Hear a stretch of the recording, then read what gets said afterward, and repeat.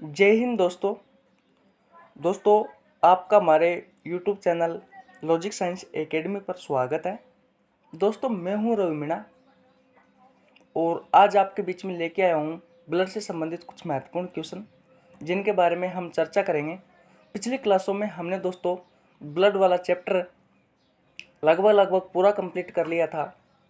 मैंने आपको थ्योरी पढ़ाई थी और दोस्तों उसमें जो क्वेश्चन आपके रह गए होंगे थ्योरी में, वो क्वेश्चन मैं ज़रूर आपको क्वेश्चन सेक्शन में ज़रूर क्लियर करवाने वाला हूँ। दोस्तों आज हम क्वेश्चन स्टार्ट करने वाले हैं। देखिए पहला क्वेश्चन स्टार्ट करने से पहले मैं आपको एक चीज़ बता देता हूँ दोस्तों कि जब हम एग्ज़ाम में बैठते हैं तो उस समय होता क्या है कि कई बार कैसा होता है दोस्तों कि जब हम क्वेश्चन देखते हैं तो ऐसा लगता है कि हमें वो क्वेश्चन आता है, लेकिन आंसर करने के बाद हम फिर सोचते हैं कि यार वो क्वेश्चन गलत हो गया। उसका रीज़न यही है कि आते हुए क्वेश्चन गलत होना कि हम उस क्वेश्चन को अच्छे से पढ़ नहीं पाते। इसलिए दोस्तों जब कभी भी आप एग्ज़ाम में या टेस्ट सीरीज कहीं पर भी जब एग्ज़ाम दो तो पहले क्वेश्चन को अच्छे से पढ़ो, उसके बाद में उस क्वेश्चन के आंसर की तरफ बढ़ो। चलिए दोस्तों क्वेश्चन स्टार्ट करते हैं। क्वेश्चन नंबर पहला, ब्लड एक प्रकार का है।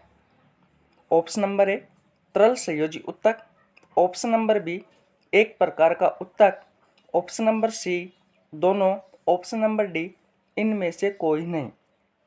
दोस्तों ब्लड जो एक प्रकार का होता है, मैंने आपको बताया था कि एक प्रकार का तरल संयोजी ऊतक होता है। बात क्लियर है। मैंने आपको ये भी बताया था कि जो ब्लड होता है वो एक प्रकार का ऊतक भी होता है। इसलिए दोस्तों क्वेश्चन को अच्छे से पढ़ो और उसका अच्छे से आंसर दो। मैंने पूछा है कि ब्लड एक प्रकार का है, तरल संयोजी ऊतक, एक प्रकार का ऊतक, दोनों या इनमें से कोई नहीं। इसका जो राइट आंसर होगा वो होगा दोनों, क्योंकि मैंने आपको जब चैप्टर पढ़ाया था जब अच्छे से बताया था कि ब्लड एक प्रकार का तरल संयोजी ऊतक होता है। अगर आपको ऑप्शन में एक प्रकार का ऊतक मिले तो वो आंसर भी आपका सही है। इसलिए दोस्तों यहाँ पर जो आंसर होगा वो होगा दोनों। बात क्लियर है। चलते हैं नेक्स्ट क्वेश्चन की ओर। कोशिका जब समूह बना लेती है तो उसे कहा जाता है, यह है अपना क्वेश्चन। कोशिका जब समूह बना लेती है तो उसे क्या कहा जाता है। ऑप्शन नंबर ए है ऊतक, ऑप्शन नंबर बी है अंग, ऑप्शन नंबर सी है अंग तंत्र, ऑप्शन नंबर डी है शरीर। सबसे पहले मैं आपको बता देता हूं कि कोशिका होती क्या है। तो दोस्तों एक बात का ध्यान रखना, मानव शरीर का जो निर्माण हुआ है वो कोशिकाओं से मिलकर के हुआ है। मानव शरीर की सबसे छोटी जो इकाई होती है वो होती है कोशिका। मानव शरीर की सबसे छोटी इकाई जो होती है वो होती है कोशिका। और कोशिका जब समूह बना लेती है, कोशिका जब समूह बना लेती है तो ऊतक का निर्माण करती है। किसका? ऊतक का। मैंने क्वेश्चन भी यही पूछा है, कोशिका जब समूह बना लेती है तो उसे क्या कहा जाता है, तो उसे ऊतक कहा जाता है। मैं आपको एक चीज बता देता हूं, जब कोशिका समूह बना लेती है तो ऊतक का निर्माण होता है, और ऊतक जब समूह बना लेता है तो अंग का, और जब अंग समूह बना लेते हैं तो अंग तंत्र का, और जब अंग तंत्र समूह बना लेता है तो हमारे शरीर का, मानव शरीर का निर्माण होता है। बात क्लियर है। कोशिका जब समूह बना लेती है ऊतक का निर्माण होता है, ऊतक जब समूह बना लेता है अंग का निर्माण होता है, अंग जब समूह बना लेता है अंग तंत्र का निर्माण होता है, अंग तंत्र जब समूह बना लेता है तो हमारा क्या बन जाता है, हमारा शरीर बन जाता है। यही क्वेश्चन है कि कोशिका जब समूह बना लेती है तो उसे क्या कहा जाता है, तो उसे कहा जाता है ऊतक। उसे क्या कहा जाता है, उसे कहा जाता है ऊतक। नेक्स्ट क्वेश्चन की ओर चलते हैं दोस्तों। ब्लड का अध्ययन विज्ञान की किस शाखा में किया जाता है। Number A hepatology, number B neurology, number C cardiology, number D hepatology. Hepato नहीं है ना दोस्तों, ऑप्शन नंबर जो डी है वो है हिमेटोलॉजी। तो इसका जो राइट आंसर होगा वो ये है कि जो ब्लड का अध्ययन किया जाता है वो किया जाता है विज्ञान की जिस शाखा में किया जाता है उसे कहा जाता है हिमेटोलॉजी। क्या कहा जाता है? हिमेटोलॉजी। हिपेटोलॉजी विज्ञान की जिस शाखा में अध्ययन किया जाता है दोस्तों लीवर का विज्ञान की जिस शाखा में अध्ययन किया जाता है उसे कहा जाता है हिपेटोलॉजी। बात क्लियर है। और दोस्तों जो तंत्रिका तंत्र होता है, तंत्रिका तंत्र का अध्ययन विज्ञान की जिस शाखा में किया जाता है उसे कहा जाता है न्यूरोलॉजी। या मैं कह सकता हूँ न्यूरॉन का अध्ययन विज्ञान की जिस शाखा में किया जाता है उसे कहते हैं न्यूरोलॉजी। कार्डियोलॉजी होता है दोस्तों हृदय के अध्ययन से संबंधित होता है। हार्ट, हृदय, तो विज्ञान की जिस शाखा में हृदय का अध्ययन किया जाता है उसे कार्डियोलॉजी कहा जाता है। तो देखिए एक क्वेश्चन से आपके कितने क्वेश्चन क्लियर हुए। ब्लड का अध्ययन विज्ञान की जिस शाखा में किया जाता है दोस्तों, ब्लड का अध्ययन विज्ञान की जिस शाखा में किया जाता है उसे कहा जाता है हीमेटोलॉजी। और लीवर का अध्ययन विज्ञान की जिस शाखा में किया जाता है उसे हिपेटोलॉजी। तंत्रिका तंत्र का अध्ययन विज्ञान की जिस शाखा में किया जाता है उसे न्यूरोलॉजी। हृदय का अध्ययन विज्ञान की जिस शाखा में किया जाता है उसे कार्डियोलॉजी कहा जाता है। अब चलते हैं दोस्तों नेक्स्ट क्वेश्चन की ओर। सामान्य व्यक्ति में ब्लड की मात्रा होती है। सबसे पहले क्वेश्चन हमने अच्छे से पढ़ा कि सामान्य व्यक्ति में ब्लड की मात्रा होती है। ऑप्शन है 5 से 6 लीटर, ऑप्शन है 7 लीटर, ऑप्शन है 4 लीटर, ऑप्शन है 7.5 लीटर। सामान्य व्यक्ति में ब्लड की मात्रा कितनी होती है? सबसे पहले हमको ये ध्यान होना जरूरी है जो सामान्य व्यक्ति होता है वो कौन सा होता है। दोस्तों सामान्य व्यक्ति की जो पहचान है वो ये है कि वो शरीर से स्वस्थ होना चाहिए। वह व्यक्ति जो शरीर से स्वस्थ हो, 60 से लगभग 70 किलोग्राम उसमें वजन होना चाहिए, वो सामान्य व्यक्ति होता है। विज्ञान में आपको सामान्य व्यक्ति, सामान्य जो शब्द है दोस्तों बहुत बार देखने को मिलेगा, इसलिए आपको ध्यान रखना जरूरी है कि जो सामान्य व्यक्ति होता है वो स्वस्थ, जो सामान्य शरीर, जो शरीर से स्वस्थ होना चाहिए और उसका जो वजन है वो 60 से 70 किलो के समथिंग होना चाहिए। अब हम क्वेश्चन की ओर चलते हैं। सामान्य व्यक्ति में ब्लड की मात्रा होती है। ऑप्शन नंबर ए है 5 से 6 लीटर, ऑप्शन नंबर बी है 7 लीटर, ऑप्शन नंबर सी है 4 लीटर और ऑप्शन नंबर डी है 7.5 लीटर। तो इसका जो राइट आंसर है वो है एक सामान्य व्यक्ति में जो ब्लड की मात्रा होती है वो होती है लगभग 5 से 6 लीटर। कितनी होती है? 5 से 6 लीटर होती है। दोस्तों व्यक्ति का जो कुल भार होता है ना उसका होता है 7% ब्लड। अगर किसी व्यक्ति में दोस्तों कोई व्यक्ति है वो 300 किलो का है, 300 किलो का अगर मैं 7% निकालूं 21 होता है। अगर कोई व्यक्ति 200 किलो का है, अगर उस व्यक्ति का मुझे ब्लड निकालना है तो कुल भार का 7% होता है, तो कितना हो गया? 14 लीटर। 200 किलो के व्यक्ति में कितना रुधिर होता है, कितना ब्लड होता है? 14 लीटर होता है। इस बात का ध्यान रखना। एक क्वेश्चन और बताता हूँ। जो भ्रूणीय अवस्था में, जब बच्चा भ्रूणीय अवस्था में होता है, भ्रूणीय अवस्था में जब बच्चा होता है, कहने का मतलब भ्रूणीय अवस्था में तो नहीं, लेकिन नवजात शिशु होता है, जन्म लेने के समय जो नवजात शिशु होता है, नवजात शिशु में वजन होता है लगभग 3 किलो। और उसमें अगर अपन ब्लड की बात की जाए तो 7% होता है। तो दोस्तों 0.21 लीटर, 0.21 लीटर ब्लड की मात्रा नवजात शिशु में होती है। दोस्तों एक बार क्वेश्चन आया था एसएससी में कि नवजात शिशु में जो ब्लड की मात्रा होती है वो कितनी होती है, तो उसका राइट आंसर था 0.21 लीटर। बात क्लियर है। अब चलते हैं नेक्स्ट क्वेश्चन की ओर। अच्छे से आ गया होगा आपको क्वेश्चन समझ में। ब्लड की प्रकृति होती है, ब्लड की प्रकृति होती है दोस्तों, आपको ऑप्शन देखकर पता लगाना है कि किस तरीके से हमें क्वेश्चन पूछा हुआ है। इससे पहले मैं आपको एक बात बता देता हूं कि एक सोरेनसन नामक एक वैज्ञानिक था, नाम क्या था? सोरेनसन। इसने 1909 में पीएच स्केल की खोज की थी। इस पीएच स्केल पर उन्होंने अम्ल और क्षार का वर्णन किया था। 0 से लेकर के 6.9 तक तो था दोस्तों अम्ल, 7 पर था उदासीन और 7.1 से लेकर के 14 तक था दोस्तों क्षार। सबसे पहले हमें यह पता होना जरूरी है कि जो ब्लड का पीएच मान होता है वो कितना होता है। तो जो ब्लड का दोस्तों जो पीएच मान है वो है 7.4। ब्लड का पीएच मान कितना है? 7.4 है। दोस्तों इस पीएच स्केल से हम ये पता लगा सकते हैं कि जो ब्लड की प्रकृति है वो किस तरीके की है। मैंने बताया अभी आपको कि 7.1 से लेकर के 14 तक क्या होता है? क्षार होता है। लेकिन दोस्तों अब बात आती है कि क्षार भी दो प्रकार का होता है। जिस तरीके से अम्ल दो प्रकार का होता है, प्रबल अम्ल और दुर्बल अम्ल, उसी तरीके से दोस्तों क्षार भी दो प्रकार का होता है, दुर्बल क्षार और प्रबल क्षार। तो ये जो क्षार है दोस्तों 7.1 से लेकर के 10.5 तक आता है, वो होता है दुर्बल क्षार। ठीक है। और 10.5 से लेकर के जो 14 तक होता है दोस्तों, ये होता है प्रबल क्षार। बात क्लियर है? तो दोस्तों इस बात से हमें यह पता चला कि 7.1 से लेकर के 10.5 तक दोस्तों दुर्बल क्षार आ रहा है। तो इसका जो राइट आंसर है दोस्तों वो दुर्बल क्षार में होगा, क्योंकि ब्लड का जो पीएच मान होता है दोस्तों वो होता है 7.4। हमें 7.4 की अगर प्रकृति देखी जाए तो वो आती है दोस्तों दुर्बल क्षार में। किस में आती है? दुर्बल क्षार में आती है। तो क्वेश्चन आपको समझ में आया कि ब्लड की जो प्रकृति होती है वो कैसी होती है? तो दुर्बल क्षारीय होती है, क्योंकि ब्लड का जो पीएच मान होता है दोस्तों वो होता है 7.4। बात क्लियर है? अब चलते हैं नेक्स्ट क्वेश्चन की ओर।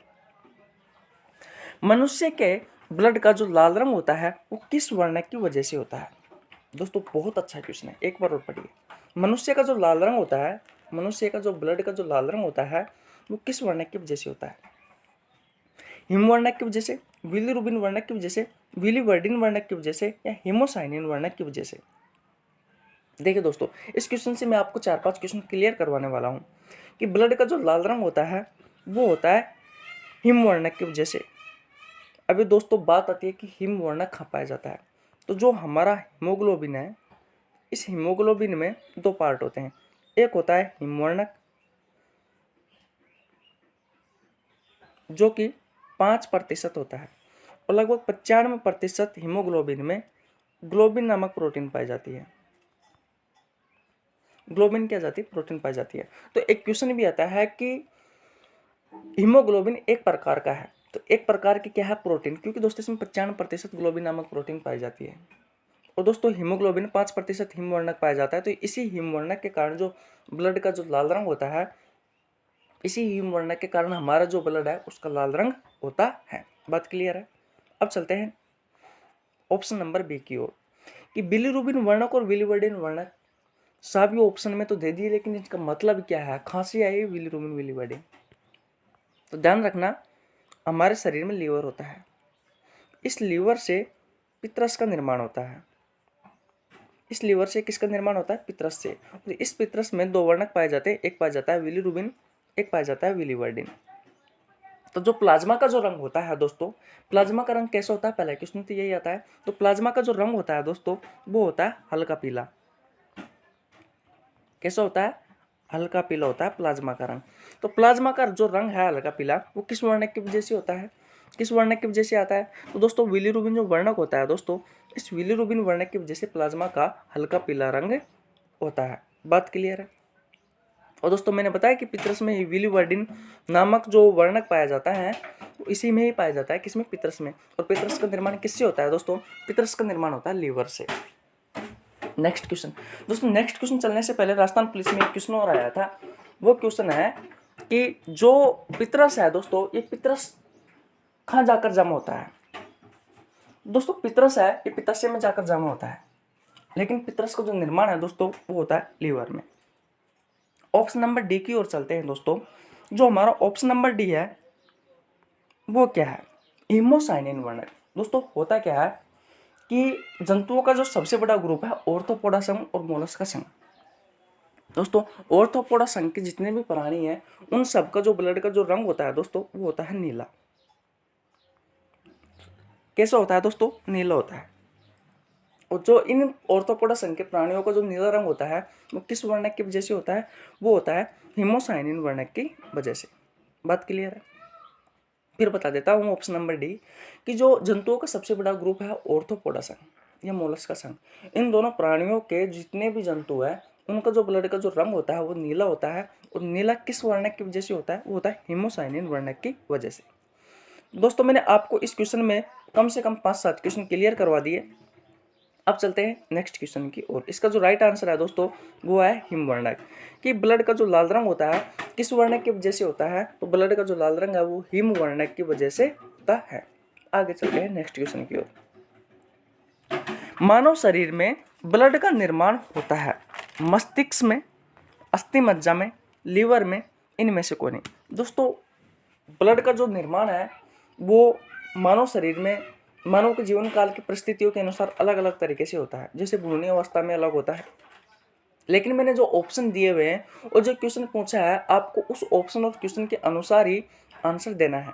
मेरा क्वेश्चन था कि मानव शरीर में जो ब्लड का निर्माण होता है किस में होता है। मानव शरीर में ब्लड का निर्माण होता है किस में, मस्तिष्क में होता है, अस्थि मज्जा में होता है, लीवर में होता है, या इनमें से कोई नहीं। मानव शरीर में जो ब्लड का जो निर्माण होता है वो होता है दोस्तों अस्थि मज्जा में। किस में होता है, अस्थि मज्जा में होता है दोस्तों। लेकिन दोस्तों जब बच्चा भ्रूणीय अवस्था में होता है उस समय जो ब्लड का जो निर्माण है वो होता है प्लीहा और लीवर में। उस समय किस में होता है दोस्तों, प्लीहा या लीवर में मानव शरीर में ब्लड का निर्माण होता है। अब चलते हैं नेक्स्ट क्वेश्चन की ओर। ब्लड का सर्वाधिक भाग बना होता है प्लाज्मा में, प्लाज्मा से, आरबीसी से, डब्ल्यूबीसी से, प्लेटलेट से। दोस्तों जब मैंने ब्लड पढ़ाया था तो ब्लड में भी आपको मैंने दो चीज़ें पढ़ाई थी। इसके दो भाग होते हैं, एक होता है दोस्तों ठोस भाग, एक होता है द्रव भाग। दोस्तों जो द्रव भाग होता है वो 55% होता है और जो ठोस भाग होता है वो 45% होता है। बात क्लियर है। द्रव भाग में मैंने बताया था आपको प्लाज्मा, प्लाज्मा के बारे में हम अच्छे से पढ़े थे। ठोस भाग में मैंने बताया था दोस्तों रक्त कणिका। तो रक्त कणिका में क्या क्या आता था दोस्तों, रक्त कणिका में आई थी आरबीसी, डब्ल्यूबीसी और प्लेटलेट्स। और प्लाज्मा का दोस्तों ये भाग था। मैं आपको फिर दोबारा बता देता हूँ कि ब्लड के दो पार्ट होते हैं, एक होता है ठोस भाग, एक होता है द्रव भाग। जो द्रव भाग होता है दोस्तों 55% होता है, ठोस भाग होता है 45% होता है। ठोस भाग में दोस्तों रक्त कणिका पाई जाती है, द्रव भाग में प्लाज्मा पाया जाता है। दोस्तों मैंने जो रक्त कणिकाओं में आरबीसी, डब्ल्यूबीसी और प्लेटलेट्स आती है। प्लाज्मा दोस्तों एक द्रवीय भाग है। इसका रंग जो है वो हल्का पीला होता है, प्रकृति का क्षारीय होता है दोस्तों। तो दोस्तों मैंने जो क्वेश्चन पूछा है वो ये पूछा है कि ब्लड का जो सर्वाधिक भाग है वो बना होता है। तो मैंने अभी आपको बताया कि जो ब्लड का सर्वाधिक भाग है वो प्लाज्मा से बना होता है और लगभग 55% बना होता है। आरबीसी, डब्ल्यूबीसी, प्लेटलेट्स ये रक्त कणिकाओं के भाग है। इनकी जो मात्रा होती है ब्लड में 45% होती है। बात क्लियर है। अब चलते हैं नेक्स्ट क्वेश्चन की ओर। निम्न में से कौन सी प्रोटीन रक्त का थक्का बनाने में सहायक होती है। दोस्तों prothrombin option number A, option number B fibrinogen, option number C globulin है। दोस्तों बिन नहीं है, ग्लोब्युलिन है, globulin protein. Option number D albumin protein. इसका जो राइट आंसर है वो कौन सा है। अब इसमें बहुत सारे स्टूडेंट कंफ्यूज हो रहे होंगे क्योंकि मैंने जो बताया था जब चैप्टर पढ़ाया था उसमें मैंने बताया था कि फाइब्रिनोजन जो प्रोटीन है और जो प्रोथ्रोम्बिन जो नामक जो दोनों प्रोटीन है, ये दोनों प्रोटीन ही रक्त का थक्का बनाने में सहायक होती है। सबसे पहले बात आती है कि रक्त का थक्का होता क्या है। जब हमारे शरीर में चोट लग जाती है दोस्तों तो खून बहता रहता है। उस खून को रोकने के लिए हमारे शरीर में दो प्लाज्मा में दो प्रोटीन पाई जाती है, एक होती है प्रोथ्रोम्बिन, एक होती है फाइब्रिनोजन। इन दोनों प्रोटीनों को काम होता है कि वो बहते हुए रक्त को रोकना। दोस्तों रक्त को रोकना ही रक्त का थक्का कहलाता है, बहने से रोकना। तो क्वेश्चन भी मेरा यही है कि निम्न में से कौन सी प्रोटीन रक्त का थक्का बनाने में सहायक होती है, प्रोथ्रोम्बिन और फाइब्रिनोजन। जब दोनों ऑप्शन में आ जाए तो मैंने आपको एक बात बताई थी कि आपको जो ऑप्शन देना है, आपको जो राइट आंसर देना है वो फाइब्रिनोजन प्रोटीन को देना है। अगर ऑप्शन में दोनों प्रोटीन आ जाए तो आपको जो आंसर देना है वो फाइब्रिनोजन प्रोटीन देना है। तो मेरा क्वेश्चन था निम्न में से कौन सी प्रोटीन रक्त का थक्का बनाने में सहायक होती है, prothrombin, fibrinogen, globin protein, albumin protein.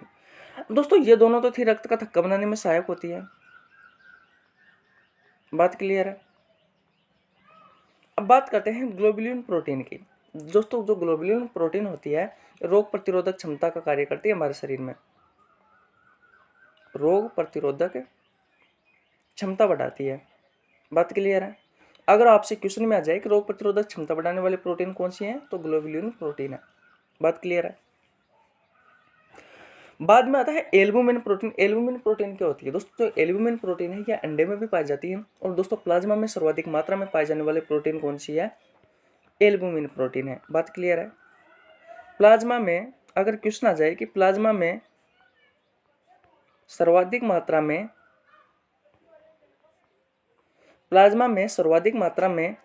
पाई जाने वाली प्रोटीन कौन सी है? प्लाज्मा में सर्वाधिक मात्रा में पाई जाने वाली प्रोटीन कौन सी है दोस्तों? तो वह है एल्बुमिन प्रोटीन। अब चलते हैं नेक्स्ट क्वेश्चन की ओर। दोस्तों आपको चारों प्रोटीन समझ में आ गई कि प्रोथ्रोम्बिन और फाइब्रिनोजन जो प्रोटीन है दोस्तों, इनका जो मुख्य कार्य होता है दोनों का, वो होता है रक्त का थक्का बनाने में सहायक होती है। ग्लोबुलिन जो प्रोटीन होती है दोस्तों, ये मानव शरीर में रोग प्रतिरोधक क्षमता को बढ़ाती है, रोगाणु से लड़ने की शक्ति देती है शरीर को। एल्बुमिन प्रोटीन होती है दोस्तों, ये प्लाज्मा में पहली बात तो सर्वाधिक मात्रा में पाई जाती है। दूसरी बात की जाए तो अंडे में भी पाई जाती है दोस्तों ये एल्बुमिन प्रोटीन। बात क्लियर है? अब चलते हैं नेक्स्ट क्वेश्चन की ओर। इसका जो राइट आंसर है दोस्तों वो हो जाएगा फाइब्रिनोजन प्रोटीन। आगे चलिए, इरिथ्रोसाइट। मैंने कहा था ना कि दोस्तों आपको ये लैटिन भाषा के जो शब्द है दोस्तों इनको ध्यान रखना है। इरिथ्रोसाइट हो गया, ल्यूकोसाइट हो गया, थ्रोम्बोसाइट हो गया। दोस्तों यहाँ पर इरिथ्रोसाइट है, ये तो मैंने ऑप्शन में दे दिया आरबीसी, लेकिन आरबीसी नहीं तो बहुत सारे स्टूडेंट है वो इस क्वेश्चन में सोचने पर मजबूर हो जाते कि यार इरिथ्रोसाइट कौन सा नाम आ गया। क्योंकि जो आर्ट वाले जो बच्चे होते हैं उनको ये नाम बहुत कठिन होते हैं याद करने में बहुत परेशानी होती है। तो आपको ध्यान रखना है इरिथ्रोसाइट है दोस्तों आरबीसी का नाम है। और क्वेश्चन पूछा हुआ है कि आरबीसी का निर्माण भ्रूणीय अवस्था में होता है। मैंने आपको जब पहले भी बता दिया था, एक क्वेश्चन पहले भी आया था। तो लीवर में होता है, पीलिया में होता है, दोनों में होता है या इनमें से कोई नहीं। तो आरबीसी जब भ्रूणीय अवस्था में होती है दोस्तों शरीर में, आरबीसी का निर्माण भ्रूणीय अवस्था में किस में होता है? आरबीसी का निर्माण भ्रूणीय अवस्था में होता है दोस्तों लीवर व प्लीहा में, लीवर व प्लीहा में होता है। बात क्लियर है? आगे चलते हैं। नेक्स्ट क्वेश्चन है दोस्तों, सबसे बड़ी आरबीसी होती है दोस्तों, सबसे बड़ी जो आरबीसी होती है वो किसकी होती है? मेंढक की, हाथी की या कस्तूरी हिरण की? इनमें से कोई नहीं। तो मैंने बताया जब क्वेश्चन में स्तनधारी न हो और आपसे सिर्फ ये पूछा जाए कि सबसे बड़ी आरबीसी होती है तो किसकी होती है दोस्तों? मेंढक की होती है। और मेंढक का नाम क्या था? मेंढक का नाम था एम्फियूमा। मेंढक का नाम क्या था? एम्फियूमा मेंढक था। इस मेंढक की जो आरबीसी है दोस्तों सबसे बड़ी होती है। अगर मैं स्तनधारियों में बात करूं, स्तनधारियों में जो सबसे बड़ी जो आरबीसी होती है वो होती है हाथी की, और सबसे छोटी जो आरबीसी होती है वो होती है कस्तूरी हिरण की। सबसे बड़ी किसकी होती है स्तनधारियों में? स्तनधारियों में सबसे बड़ी किसकी होती है? और स्तनधारियों में जो सबसे छोटी होती है वो किसकी होती है? इसकी होती है, कस्तूरी हिरण की। ध्यान रखना, मैंने क्वेश्चन आपसे पूछा है कि सबसे बड़ी आरबीसी होती है, तो इसका जो राइट आंसर है वो है मेंढक। मेंढक में भी कौन से मेंढक की होती है आरबीसी सबसे बड़ी? तो होती है एम्फियूमा मेंढक है दोस्तों, उसकी होती है सबसे बड़ी आरबीसी।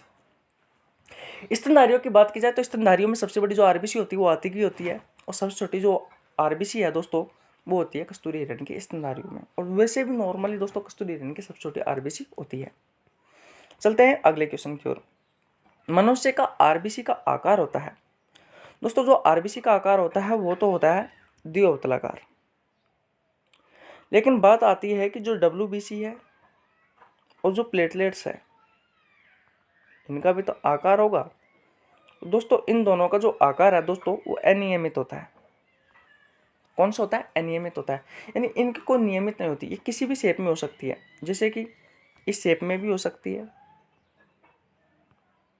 इस शेप में भी हो सकती है। दोस्तों डब्ल्यूबीसी में केंद्रक पाया जाता है, जबकि जो आरबीसी होती है इस आरबीसी में केंद्रक नहीं पाया जाता। आरबीसी में केंद्रक नहीं पाया जाता, लेकिन कुछ अपवाद है, जैसे कि ऊंट हो गया और लामा हो गया, इनके आरबीसी में क्या होता है? केंद्रक पाया जाता है। आगे क्वेश्चन भी है, लेकिन फिलहाल आपको ध्यान रखना है। मेरा क्वेश्चन था कि मनुष्य की आरबीसी का आकार होता है, तो मनुष्य की जो आरबीसी का आकार होता है दोस्तों वो द्विअवतलाकार होता है या अनियमित होता है, दोनों होते हैं, इनमें से कोई नहीं, द्विअवतलाकार होता है। बात क्लियर है?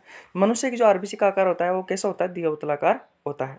अब चलते हैं नेक्स्ट क्वेश्चन की ओर। डब्ल्यूबीसी और प्लेटलेट्स का जो आकार होता है दोस्तों वह अनियमित होता है, इसका जो निश्चित नहीं होता, नियमित नहीं होता कि फिक्स यही आकार होता है, कोई से भी शेप में हो सकती है डब्ल्यूबीसी और प्लेटलेट्स। आगे चलते हैं।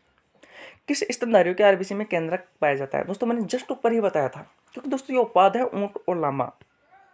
ऊंट और लामा दोनों क्या है दोस्तों, अपवाद है। और इनके आरबीसी में क्या होता है दोस्तों, जो केंद्रक है वो पाया जाता है, केंद्रक पाया जाता है। और जबकि दोस्तों अधिकांश स्तनधारियों की जो आरबीसी में, कहने का मतलब यह केंद्रक होता ही नहीं है, लेकिन दोस्तों जो अपवाद है ऊंट और लामा, इनके आरबीसी में क्या होता है, केंद्रक पाया जाता है। इसलिए दोस्तों इंपॉर्टेंट है किन स्तनधारियों के आरबीसी में केंद्रक पाया जाता है। तो ऊंट और जो लामा होता है दोस्तों, इनके आरबीसी में केंद्रक पाया जाता है। आगे चलते हैं नेक्स्ट क्वेश्चन की ओर। आरबीसी का जीवन काल होता है दोस्तों, ये एसएससी में क्वेश्चन आया हुआ था। आरबीसी का जीवन काल होता है 90 से लेकर के 120 दिन, 80 से लेकर के 100 दिन, 90 से लेकर के 110 दिन, 70 दिन। इसका जो राइट आंसर है वो है 90 से लेकर के 120 दिन। आप सोच रहे होंगे कि यार आरबीसी का जो जीवन काल होता है वो तो होता है 120 दिन का, वो कितना होता है 120 दिन का, लेकिन ऑप्शन में तो 120 दिन था ही नहीं। तो उस समय आपको ध्यान रखना है, एसएससी में एक बार क्वेश्चन आया था कि आरबीसी का जीवन काल होता है, उसमें ऑप्शन में था 90 से लेकर के 120 दिन, ना कि 80 से लेकर के 100 दिन, ना कि 90 से लेकर के 110 दिन, ना 70 दिन। इसका जो राइट आंसर है वो है 90 से लेकर 120 दिन। तो दोस्तों आपको ध्यान रखना है कि आरबीसी का जो जीवन काल होता है वो 90 से लेकर के 120 दिन होता है। अगर ऑप्शन में आपको 120 नहीं दिखे तो यह राइट आंसर आपको मिलेगा, ऑप्शन में फिक्स है। इन दोनों में से एक ऑप्शन जरूर मिलेगा आपको, इसलिए ध्यान रखना है आपको कि आरबीसी का जो जीवन काल होता है बेसिकली तो 120 दिन का होता है। अगर ऑप्शन में ये नहीं है तो फिर आपको ऑप्शन में ये मिलेगा कि 90 से लेकर के 120 दिन होता है। बात क्लियर है। अब चलते हैं अगले क्वेश्चन की ओर। आरबीसी का कब्रिस्तान किसे कहा जाता है? अभी मैंने थोड़ी देर पहले बताया था, पीलिया को कहा जाता है, यकृत को कहा जाता है, मस्तिष्क को कहा जाता है, इनमें से कोई नहीं। तो होता क्या है कि हमारी आरबीसी का जो जीवन काल होता है वो होता है 120 दिन का। 120 दिन के बाद में हमारी जो आरबीसी है वो मृत हो जाती है, मर जाती है। तो मरने के बाद क्वेश्चन ये आता है कि जो मरी हुई जो आरबीसी है वो क्या हमारे ब्लड में रहती है या फिर उन्हें हमारे शरीर में कहीं ना कहीं इकट्ठा किया जाता है। तो दोस्तों ध्यान रखना, आमाशय के पीछे की तरफ एक थैलीनुमा संरचना होती है जिसे स्प्लेम या तिल्ली कहा जाता है। इसे क्या कहा जाता है, सॉरी, जिसे कहा जाता है पलिया।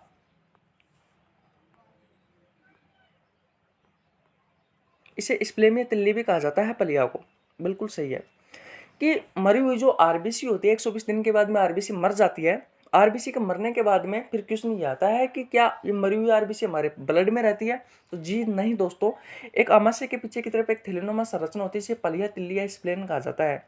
ये दोस्तों ये पलिया जो होता है ये क्या करता है, मरी हुई आरबीसी का भक्षण करता है, मरी हुई आरबीसी को कहा जाता है। इस कारण दोस्तों आरबीसी का कब्रिस्तान इस पलिया को कहा जाता है। इस पलिया को क्या कहा जाता है, आरबीसी का कब्रिस्तान कहा जाता है। मैंने ये भी बताया था कि जो पलिया है वो आरबीसी का जो भक्षण करता है वो 99% करता है, जबकि जो 1% करती है वो करती है कुप्फर कोशिकाएं। कौन करती है, कुप्फर कोशिका। कौन करती है, कुप्फर कोशिका करती है, जो कि यकृत में पाई जाती है दोस्तों। कहाँ पाई जाती है, यकृत में पाई जाती है।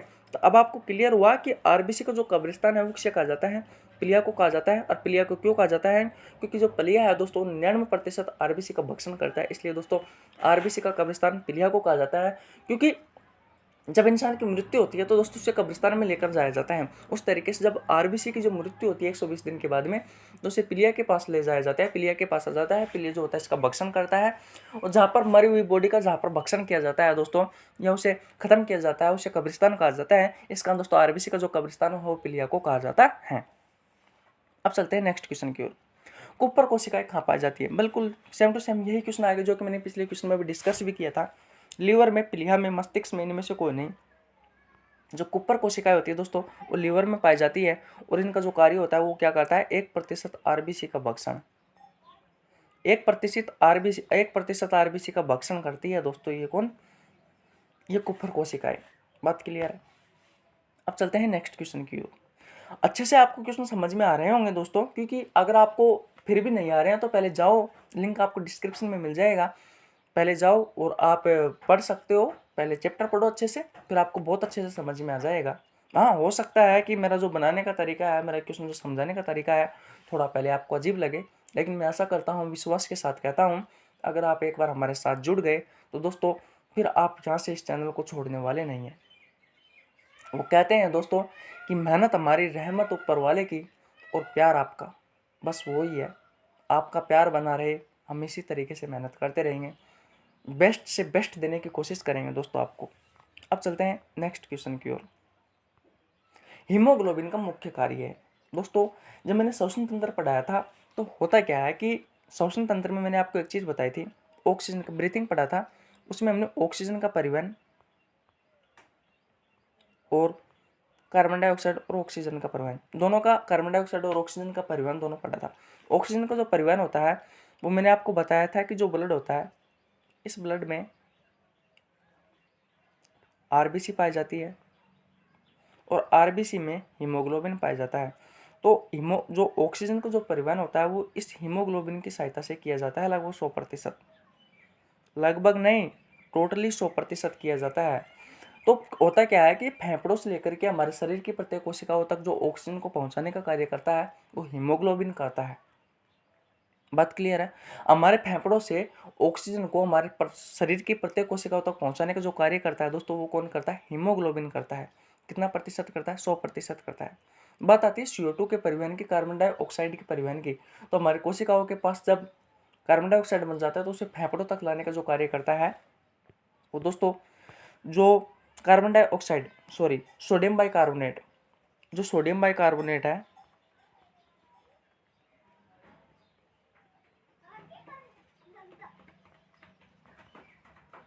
सोडियम बाइकार्बोनेट है, ये करता है दोस्तों लगभग 70%।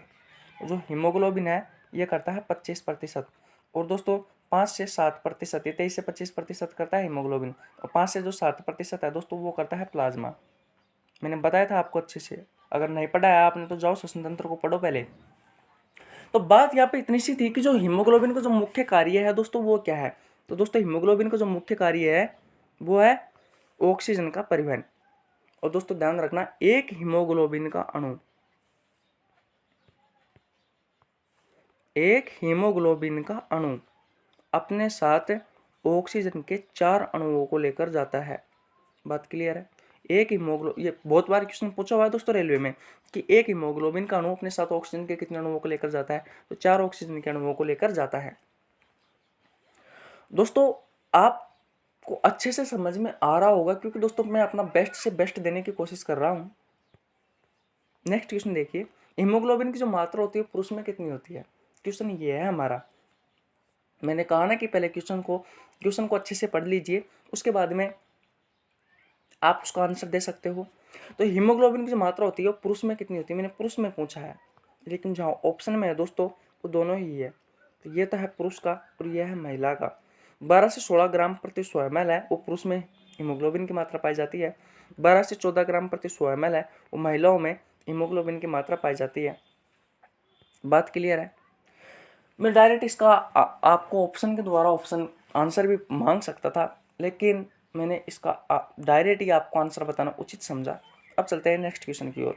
आरबीसी की अधिकता से जो रोग होता है वो कौन सा होता है? ऑप्शन नंबर ए है एनीमिया, ऑप्शन नंबर बी है पॉलीसाइथीमिया, ऑप्शन नंबर सी है blood cancer, option number D है दोस्तों पीलिया।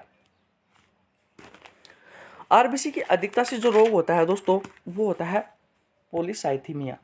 कौन सा रोग होता है? पॉलीसाइथीमिया। और आरबीसी की जो कमी से रोग होता है दोस्तों, आरबीसी की जो कमी से रोग होता है वो होता है एनीमिया। एनीमिया में क्या होता है दोस्तों? खून की कमी घट जाती है। जब आरबीसी की संख्या अधिक मात्रा में बढ़ जाए तो एक रोग होता है पॉलीसाइथीमिया, जिससे क्या होता है त्वचा पर ब्लैक ब्लैक धब्बे पड़ जाते हैं। अब बात आती है ब्लड कैंसर की। तो जो ब्लड कैंसर होता है दोस्तों ये WBC की अधिकता से होता है। जब शरीर में जो WBC की मात्रा अधिक हो जाती है तो जो रोग होता है वो होता है ब्लड कैंसर। और दोस्तों जो पीलिया नामक जो रोग है, तो मैंने आपको बताया था थोड़ी देर पहले कि हमारा जो लीवर होता है, इस लीवर में पित्रस का निर्माण होता है। किसका निर्माण होता है? पित्रस में। और पित्रस में 2 वर्णक पाए जाते हैं, एक पाया जाता है बिलीरुबिन और एक पाया जाता है बिलीवर्डिन। तो बिलीरुबिन जो वर्णक है इसकी अधिकता से दोस्तों पीलिया रोग होता है। पीलिया रोग में होता क्या है कि हमारे नाखून, हमारी आंख, हमारी त्वचा पीली पड़ना स्टार्ट हो जाती है।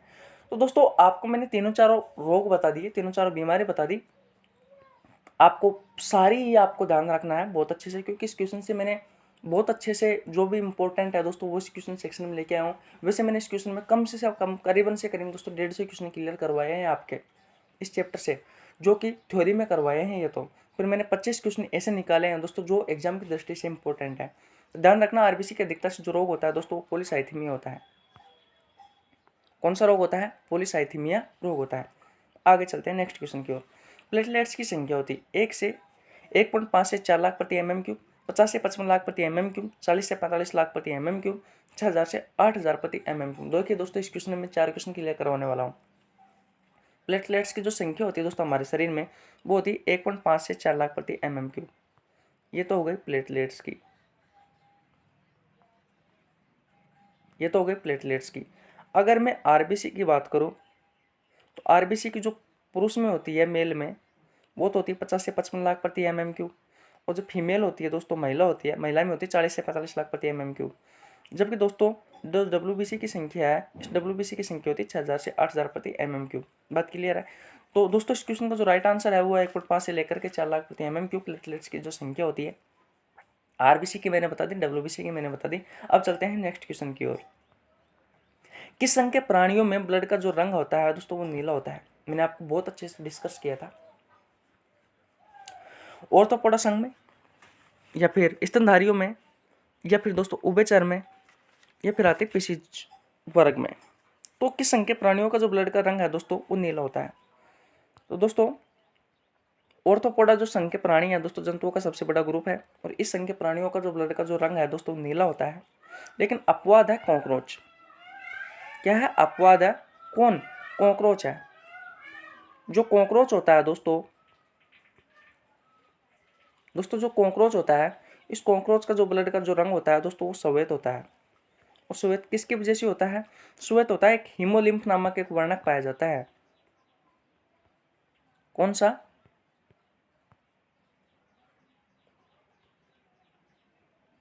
हीमोलिम्फ नामक एक वर्णक पाया जाता है।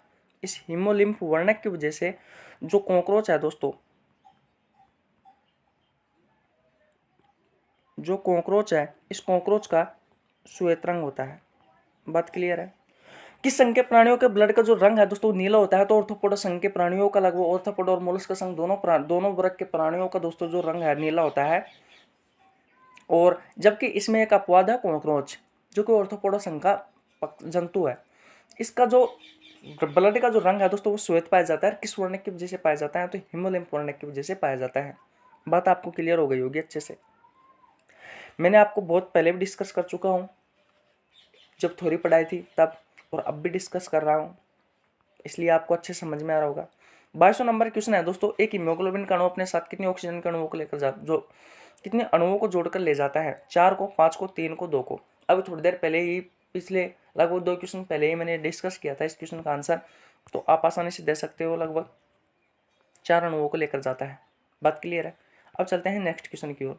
डब्ल्यूबीसी और आरबीसी का आकार का, डब्ल्यूबीसी और आरबीसी की संख्याओं का अनुपात है दोस्तों। डब्ल्यूबीसी और आरबीसी का जो अनुपात है वो कितना होता है हमारे ब्लड में? बहुत सारे इसका जो आंसर है दोस्तों वो देंगे 600:1। सही कह रहा हूँ ना? 600:1 ही देंगे ना, क्योंकि ये एसएससी में भी क्वेश्चन आया हुआ है। लेकिन वन रक्षक की जो एक एग्जाम हुई थी उसमें सेम टू सेम जो मैंने ये दिया है वो ही दिया हुआ है। बच्चों को क्या होता है दोस्तों, आरबीसी और डब्ल्यूबीसी का अनुपात रटा हुआ रहता है कि 600:1 होता है, और आपने वही किया। इसका जो राइट आंसर है वो यही दिया 600:1। लेकिन जो ये आंसर है ये गलत है। इसका जो राइट आंसर होगा दोस्तों वो होगा 1:600। कौन सा होगा? 1:600 होगा, ये वाला राइट आंसर होगा। इसलिए ध्यान रखना है दोस्तों, आपको विज्ञान रटना नहीं है, आपको विज्ञान सीखनी है। तो डब्ल्यूबीसी का अनुपात और आरबीसी का जो अनुपात होता है दोस्तों वो होता है 1:600।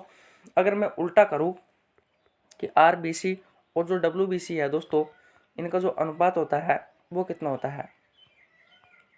आरबीसी और डब्ल्यूबीसी का जो अनुपात होता है दोस्तों वो होता है 1:600। कितना होता है? 1:600 होता है। सॉरी, आरबीसी और डब्ल्यूबीसी का अनुपात होता है वो होता है 600:1, और डब्ल्यूबीसी और आरबीसी का जो अनुपात होता है वो होता है 1:600। बात क्लियर है? अब चलते हैं नेक्स्ट क्वेश्चन की ओर। आकार में सबसे बड़ी डब्ल्यूबीसी है दोस्तों। बहुत अच्छा क्वेश्चन है कि आकार में सबसे बड़ी जो आकार में जो सबसे बड़ी डब्ल्यूबीसी है वो कौन सी है? तो आकार में मैं आपको 2-3 क्वेश्चन बता देता हूँ, यहाँ से 4 क्वेश्चन बताऊंगा। सबसे बड़ी जो आरबीसी है वो होता है मोनोसाइट, जो कि ऑप्शन नंबर ए में है। और आकार में जो सबसे छोटी डब्ल्यूबीसी है वो है लिम्फोसाइट। बात क्लियर है, 2 क्वेश्चन यहाँ से क्लियर हो गए। आकार में सबसे बड़ी जो आरबीसी है, आकार में सबसे बड़ी जो डब्ल्यूबीसी है वो है मोनोसाइट, और आकार में सबसे छोटी जो डब्ल्यूबीसी है वो है लिम्फोसाइट। बात क्लियर है। अब 2 क्वेश्चन और बता देता हूँ। सर्वाधिक मात्रा में पाई जाने वाली जो डब्ल्यूबीसी है वो है न्यूट्रोफिल, जो कि होती है 65%। बात क्लियर है, सर्वाधिक मात्रा में। और बेसोफिल्स होती है दोस्तों, वो सबसे कम मात्रा में पाई जाती है, लगभग 0.5%। कितनी होती है? 0.5% होती है, सबसे कम मात्रा में पाई जाती है। 4 क्वेश्चन आपको अच्छे से बता दिए, और आपको और अच्छे से जानना है तो जाओ पहले थ्योरी वाले चैप्टर पढ़ो, बाद में आपको क्वेश्चन सेक्शन समझ में आ जाएगा। या मैंने वही क्वेश्चन उठाए हैं जो आपके एग्जाम की दृष्टि से इंपॉर्टेंट है, जो एग्जाम में आने की संभावना है। आरबीसी की खोज किसने की थी? दोस्तों यहाँ पे मैंने 3 वैज्ञानिकों के नाम लिखे हैं, और तीनों वैज्ञानिकों ने ही किसी न किसी ने आरबीसी, डब्ल्यूबीसी और प्लेटलेट्स की खोज की है। मैं आपको बता दूं, जो एंटनी वॉन जो ल्यूवेनोव है दोस्तों, इन्होंने की थी आरबीसी की खोज। ऐसे क्वेश्चन आते तो नहीं है एग्जाम में, लेकिन मैं बता देता हूँ जानकारी के लिए। दोस्तों जो डब्ल्यूबीसी की जो खोज की है वो विलियम एडिसन नामक एक वैज्ञानिक है, उन्होंने की थी।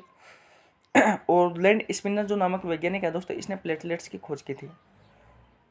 बात क्लियर है दोस्तों। इस तरीके से हमारे जो बहुत ही महत्वपूर्ण विज्ञान, जो ब्लड से संबंधित जो क्वेश्चन थे वो क्लियर हो गए दोस्तों। नेक्स्ट वीडियो में अगला चैप्टर स्टार्ट करेंगे और एक नई शुरुआत करेंगे। जय हिंद दोस्तों, लव यू।